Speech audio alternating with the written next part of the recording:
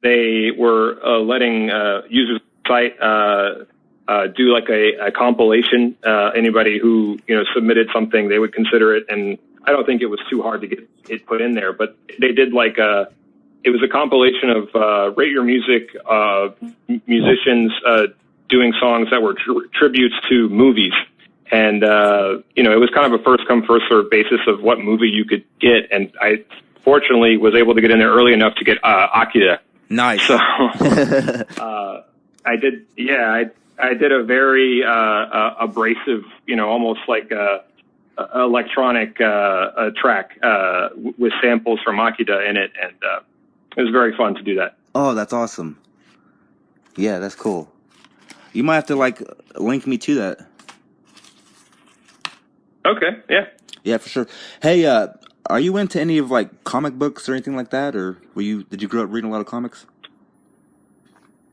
Yeah, I mean, I haven't, I go in and out of it. I mean, I read a lot of it when I was younger, and even in the last few years, every now and then I'll check in and see, what new comics, because I did notice maybe 5 to 10 years ago, there seemed like there was just an explosion in really great new comics, and I think it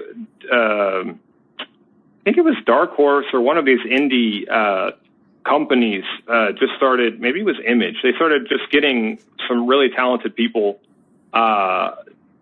there, and so there's all kinds of really unique, interesting stuff happening. It seems to me, not that I'm an expert in comics now, that's ongoing. So yeah, I mean. And even in, the big names, the superhero comics and stuff, I'm not a huge fan, per se, but I have and still occasionally do dabble, in that kind of stuff. Sometimes I find a cool, take on Batman or, I don't know. I try to, I'd say I'm relatively well acquainted with comics. That's cool. I'm assuming you read them. You got any favorites recently, or? Not really recently. You were just saying something about Batman. I'm actually a pretty big Batman guy. In terms of comics, I love me some Batman. I'm a huge fan. I have probably hundreds of comics from the Bronze Age, so from the 60s and 70s and a little bit of the 80s too. Yeah, I read a lot of graphic novels. I love Alan Moore, of course. Grant Morrison's great. Hell yeah. Yeah. Yes. Yes. And in terms of manga and stuff like that, the only person I really read a lot, even though he doesn't make comics anymore, he really just does digital hentai now, but Shiro Masamune, I'm a massive fan of. You may know him as Oh yeah. Yeah. That's the Ghost on the Shell guy. Yeah. And Appleseed. Right. Yep. Yeah, I've actually been going back through and rereading Appleseed. It's worth checking out if you haven't. There's been a lot of anime on it, but the manga is really the best. Okay, so that's the best way to, because I've heard a lot about it. I really have. Appleseed. I wasn't sure where to start. The manga, dude. Yeah, for sure. It's awesome. It's amazing. Yeah. I mean, especially because you're a Metal Gear fan, you like some cyberpunk type of stuff, and, it's got a little bit of all that in there. Plus a lot of Greek mythology, too. Oh, that's perfect. That sounds awesome. Yeah, literally almost every, character name and, location and all that shit are, from Greek mythology. Oh, that's pretty cool. Yeah. Yeah, I'll have to check it out. I like manga a lot. Whenever I get a chance. Whenever I was in about a year or two ago, I got a chance to go to Portland when I was on vacation, and I went to Powell's, which is they've got a whole city of books basically called Powell's Bookstore, and I picked up a really cool one. I recommend to fans of Metal Gear. It's by this guy named Kazuto Tatsuya, and he worked at he worked in the cleanup operation for the Fukushima nuclear plant, after, the meltdown or what have you. And he made a pretty informative and unique, graphic novel, called ECF, which was just about his experiences. And he goes into such interesting detail about, down to how sweaty it is in the cleanup suit, and, how little, pay they get, and how they all have to live in the same crappy house. It's funny, and it's informative, and it's cool. Yeah, well, that reminds me of something with Shiro Masamune and Appleseed in particular, is like the minute attention to detail. Some people might criticize it for taking people out of the story, but one thing he does a lot of is he'll leave like little footnotes like all over the place. Like anytime like a new piece of technology is introduced or like some historical reference is said, there'll be like a little sideline, it's like explaining what it is and all that stuff. That's awesome. Yeah. Yeah. I love that. I knew that would be right up your alley. So yeah, Appleseed for sure. And Ghost in the Shell while you're at it. Fuck. Yeah, no, I need to, I even recently downloaded Standalone Complex because I have not actually seen it. And I just was like, after talking with you, you were like, I got to check it out because I'm such a huge fan of the movie. I don't know why I waited so long to read the manga or see the spinoff series. Yeah, Standalone Complex is truly incredible, my friend. You will enjoy it very much. Yeah. Yeah. And awesome. It takes a little bit more after the manga as well. Not only are there certain episodes that play out like sections of the manga, but there's a lot more nods to it than what the film had. Oh, that's cool. Yeah. Yeah, I'll have to. I really want to read the manga as well. I mean, it's. I have a lot of respect for that guy. I mean, everything I've seen that he's done. I even saw Jinro the Wolf Brigade. I loved that. Yeah. He seems like a real genius. Oh, for sure. Yeah, for sure. Did you recently? I got a chance to see. I don't know if you've seen it, but Kazuhiro Otomo. Yes. Yeah, I got a chance to see the movie he made after Akira that they worked on it, I think, for like, I don't want to say 10 years, but it was something crazy like that called Steam Boy. Have you seen that? Yes. Yes. It's pretty cool. I like it. It is, yeah. And I can actually believe that it took him that long because I think he was just one of them guys who wasn't that much in the anime business per se. He was more of a manga guy. You're talking about the Akira creator, yeah. Yeah, so. But yeah, it's a great movie for sure. What was I going to say? And then I think, yeah. I was going to ask. Go for it. I was going to ask if you've ever seen. Oh yeah, I was going to ask if you've ever played the Ghost in the Shell PS1 game. No, I have not. No, I've seen it around, but I have not actually played it. Is it good? It is pretty good. It's pretty fun. Oh shit! Yeah, and it's the first sort of iteration of Ghost in the Shell where you actually get to see all the characters in like animated form. Oh really? Yeah, because the film didn't feature like the entirety of Section 9 prominently. Yeah, I guess I didn't have time. Right. Yeah.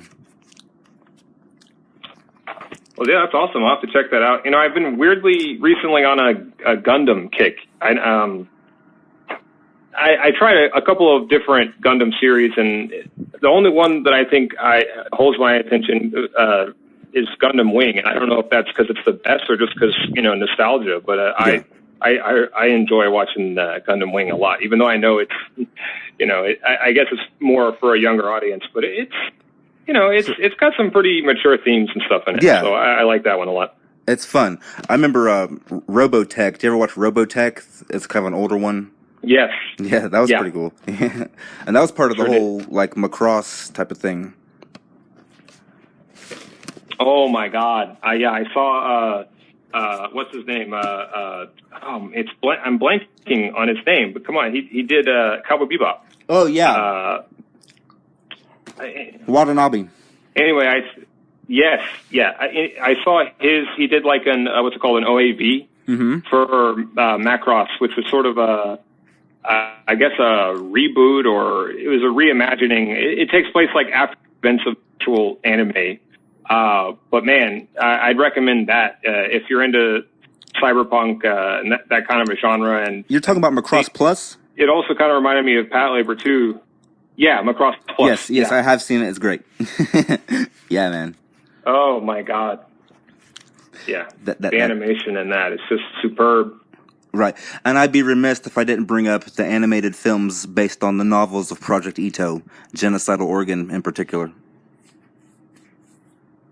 I remember you telling me about Genocidal Organ. I was very interested in reading it, but I did not know they actually made a movie. Is that what you're saying? An anime film, yeah. Oh, wow. Yeah, it's incredible. It's very good. Yeah, but my list is just growing over here. I keep writing this stuff down. Yeah, that's another one I would recommend the novel to as well.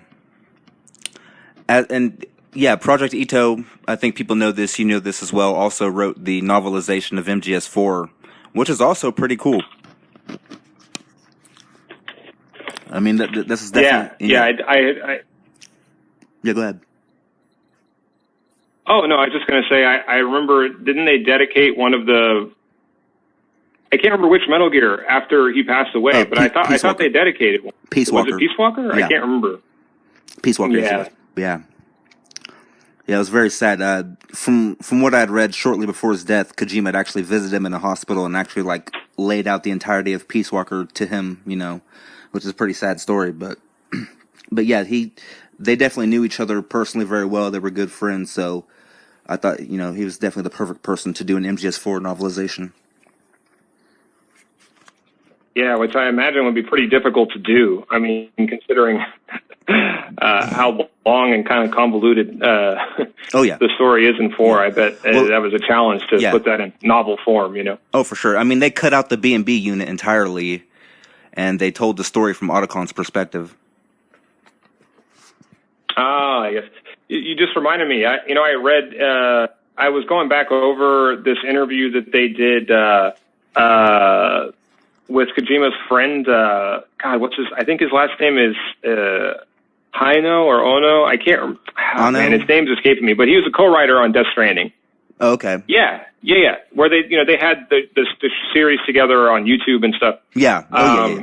If you go back, like, Famitsu interviewed him after Phantom Pain came out, really long and very, I'd say it's required reading for fans of MGS-V because they go into a lot of the themes, almost most of the stuff I talk about in my videos, they talk about in that interview. Like, they go into Iraq, they talk about all kinds of stuff. But he mentioned that originally, the whole Ahab Ishmael thing, that Ishmael was going to be Huey. And that the game would be from Huey's perspective in a lot of ways. And that they ended up, changing that. But yeah, I wonder if that's not maybe a nod to the novelization of 4. I'm not sure. Huh, I had not heard about that. You heard about how they basically came up with the whole V thing, right? About how Kojima basically... Because it was sort of an extension from the whole V for Victory thing at the end of Peace Walker. Well, basically... Kojima's mindset was the V for Victory was representing like the Japanese gaming industry and like, putting out a game that they would consider to be on equal footing with what was being put out at the West at the time. Wow. Yeah. That's crazy. Mm-hmm. Man. Yeah, I can't believe I hadn't heard that, but no, that's really important to know. I mean, it makes sense. I saw they had an interview with this guy who was, and his name totally escapes me now, but, he was a French designer. I guess he was from Ubisoft. And he was just talking about the Fox engine and what impressed him about it. And he pointed out something similar to what you just said, where he said that, it's just from memory, so I might get this wrong, but I believe that he was saying that, like, Western games more emphasize, like, the environment, and Japanese games tend to emphasize more like the interface or the characters and dialogue and stuff. And he was saying that, like, the Fox engine seemed like it was built around Kojima observing the design trends from both sides of the world and then try to like integrate them together into one game. So you've got the photo realistic aspects to it, but you're actually interacting with your environment a lot. You're moving around, you're sneaking around. It's not like on a grid in the way that some Japanese games can be. So it makes sense that it was designed to be the sort of missing link between East and West. Yeah. I always thought that was interesting, and that was something that Kojima had said that way back when, but then I remember like shortly before the game was released, I want to say it was like his assistant or whatever, if you know, on Twitter. She's always like tweeting on his behalf and stuff. Yeah. She was the one who like put that out there about the V for Victory thing. Wow. Yeah. That's crazy. I mean, yeah, I think it also has, you know, significance obviously for World War II, the V for Victory, because that's, you know, where it comes from. And then, you know, 2 + 2 = 5, you know. There's just so many layers to everything in that damn game, and this is a great example. Yeah, absolutely. Yeah, absolutely. Yeah, you can go on forever with it. Which, speaking of which, you said you were going to do a part 2 for your Secrets of MGS5 cutscenes, and that'll be picking up around the first like mother base cutscene and stuff like that, I think. Well, it should, but unfortunately, I get so bogged down in the minutia that like it's 40 minutes long and it barely gets to like the end of the prologue. So, damn. Oh yeah, that's right. That's right. We still have the rest of the prologue. I forgot. The last one was just about the hospital bed. Yeah. But well, that's man, and it's well, that's something to look forward to. I hope you like it. Yeah, but you know, I got so bogged down in the PCP, you know, bottles laying around, and I actually had to translate by hand the.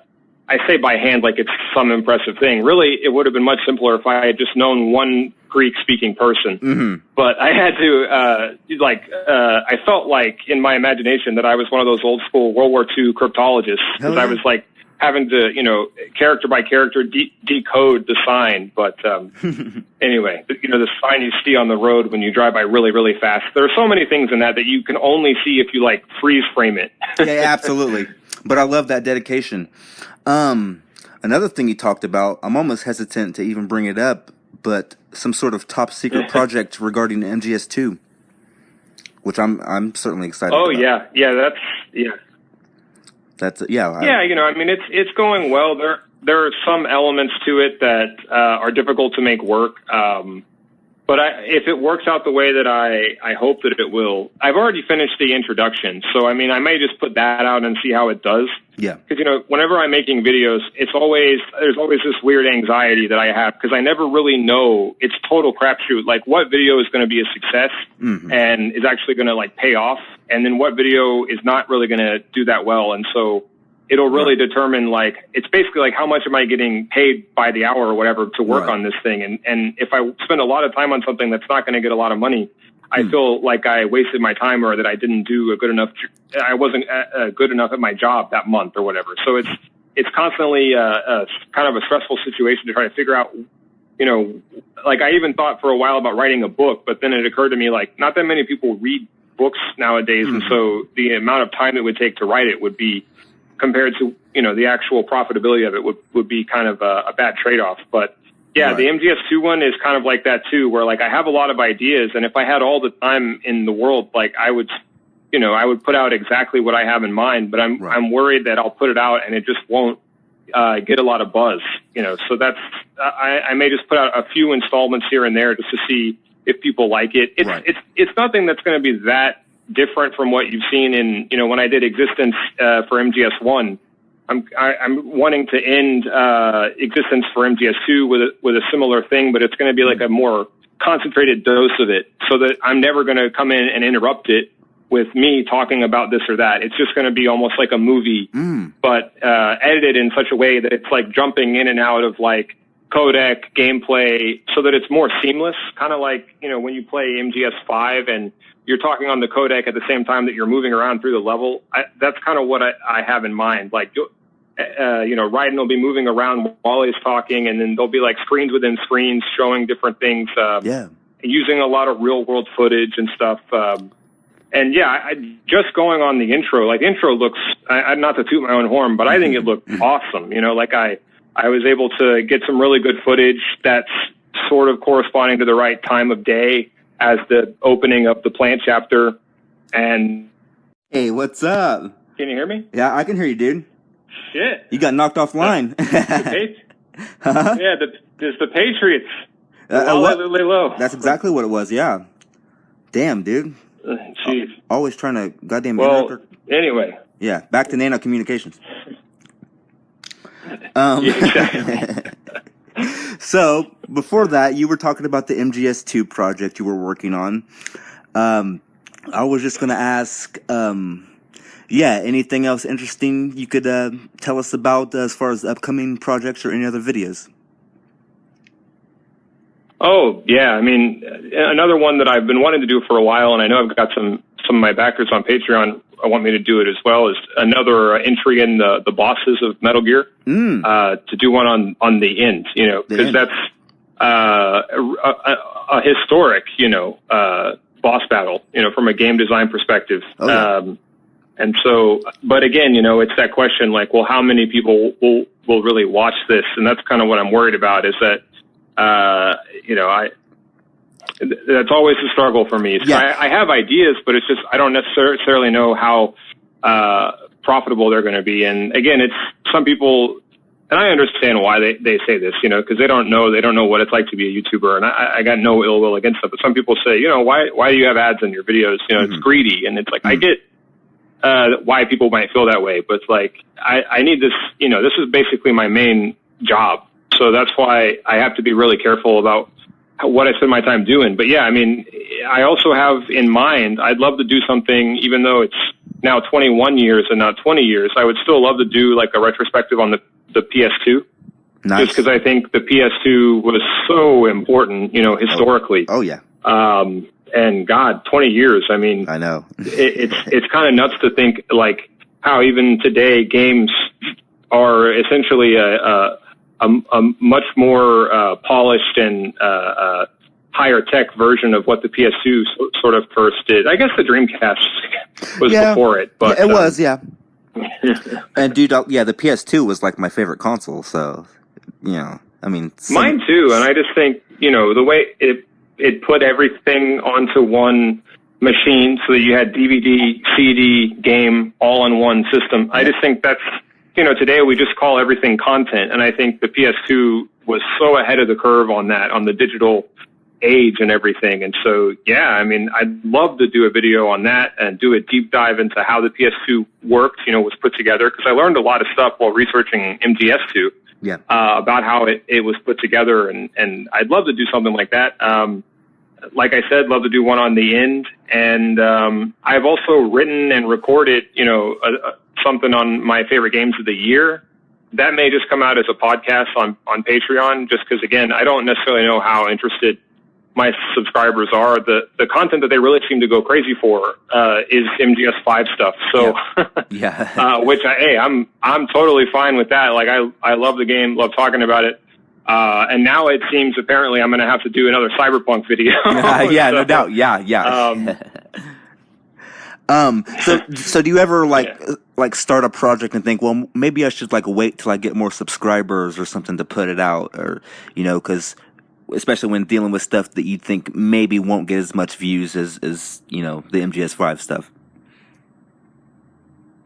Yeah, I definitely do. I mean, the way I try to look at it is like, it's all right to put out a video every once in a while that doesn't get too many views, as long as most of the ones that month did decent. Yeah. So every now and then I have room to do one that I know, that less people will watch. And usually that's when I do a video on a game that I really like that maybe less of my subscribers are interested in. Like I like doing videos on Final Fantasy, Silent Hill, other games like that, or a newer one. I expected the Cyberpunk one to be one of those videos that only got 5,000, 10,000 views, but it's just, I guess, it's a hot topic. It's a hot topic right now. So, like I said, you never really know. If I knew which videos would definitely get the right number of views, then it'd be easier for me to play this game. But sometimes, I mean, gosh, my most successful trilogy, What Happens in MGS5, I did not expect that to do well at all. There's really no way of knowing, what topics people are going to be interested in, what topics they're going to think is boring, or not even boring, just that they may not see or they may not feel inclined to click on. It's a weird game, that you have to play, because the more I do this, and not to go off on a tangent here, but the more I do it, And the more I read about, social media and how social media works, the more I learn that, like, there's a really delicate art, just the stuff like the thumbnail and the title. Yeah.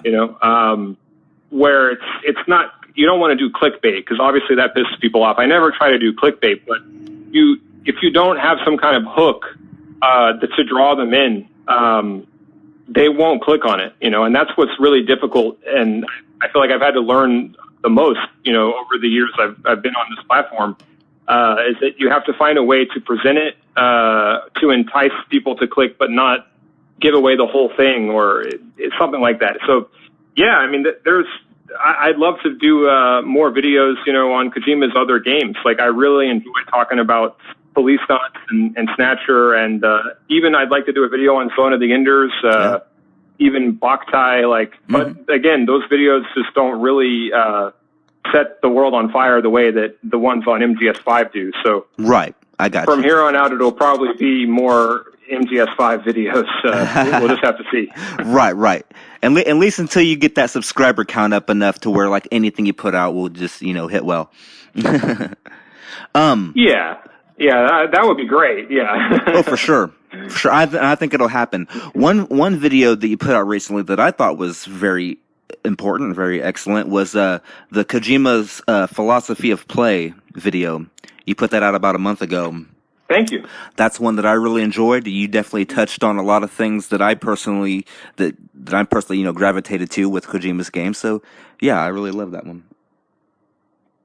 Awesome. Thanks, man. Yeah, that's a great example of a video I did not expect to do well at all, and it actually did pretty good. Yeah. In fact, a YouTube channel from Kuwait reached out to me on Twitter and asked if they could re-upload the video, like, without ads, so not monetizing it, with them doing Arabic subs on it. Oh, cool. And they were saying that, their channel, with it being based in Kuwait, its viewership is based in the Middle East. Mm-hmm. So it was an opportunity for me to get my stuff, heard by people in the Middle East, which is awesome. That's amazing. I also got contacted by a Russian person who was willing to help me, translate stuff from Phantom Pain, and was even willing to translate, do some subtitle work for some of my videos in Russian. So, the more that my channel expands and people around the world who speak different languages and stuff are able to enjoy it, it just brings me a lot of joy, even outside, the being able to do this for a living and stuff, which of course I'm so incredibly grateful for that, and for everybody supporting me on Patreon. But just to know that there are people out there, who are interested in what I have to say and find some value in it, like you and like other people, it just makes my day. I can't tell you how long, I worked and didn't think that anybody was really listening, or wasn't even sure it had any value. But that's the thing about, life online, is that sometimes, you feel like you're alone, but you're never really alone. It's such a huge world out there, and there are always people out there who are interested, and who share common interests, and, are willing to hear you out, and that you can make friends with. And that's just the most humbling aspect of this whole thing, honestly. Hell yeah, man, for sure. Yeah. Yeah. So, and then as well, your video on Death Stranding that you did recently, I thought that did pretty well too. That was like, there's like an in-depth review kind of, which you don't really do a lot of. No. And the reason that I don't is just because I'm scared of, so much of, I feel like, YouTube is generated towards talking about what's new, what's current. And even doing the Cyberpunk video, I was a little nervous about this. Like, I'm just really scared of saying something that I'll later regret or change my mind on, because once it's out there, it's out there. And you can't take it back. Right. So that's one of the reasons why I don't do a lot of reviews, or I don't do a lot of videos on really new games, is because I'm just not sure yet what I think about them. And I like the idea of having time to really think, and especially with Metal Gear games. Like, and same with Death Stranding. Like, I think it'll be years before I feel like I've really unpacked that game. It's such a deep and mysterious, just like the Phantom Pain in a way. Yeah.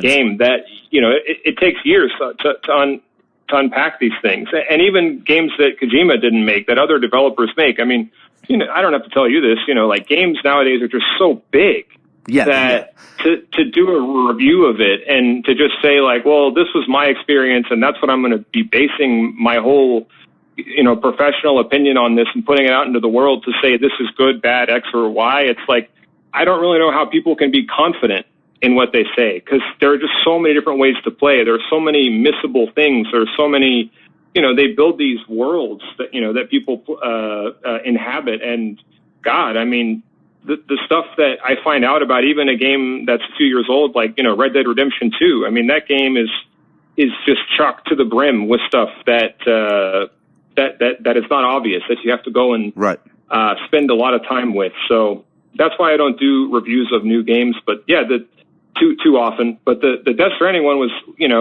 Christmas was coming around and I thought, oh, it's the perfect game for that. And I just see a lot of people talk about the game.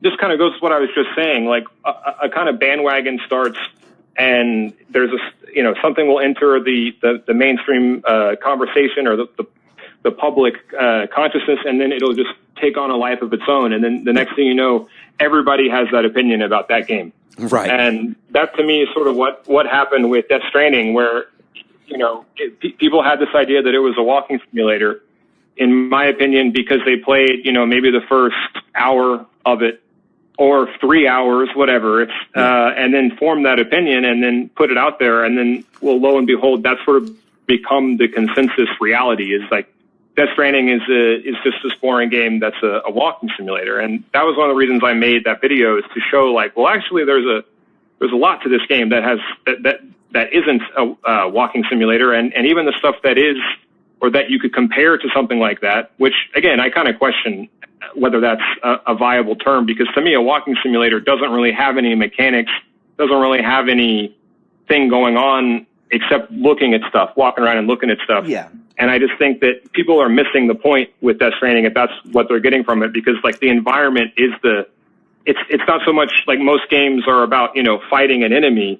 The enemy in Death Stranding is essentially your environment. Right. So I just hadn't seen people talk about that in the way that I felt like did the game justice before. So that's one of the reasons I made that, I had a lot of fun making it. I'm glad you enjoyed it, and it seems like other people did as well. So I actually saw somebody tweeting a clip of it around. So there's a section in there where I show it's like a little montage of like all these different things you can do in the game that aren't walking. Right. Yeah. And it seems like people enjoyed that a lot. So that's awesome. That's awesome.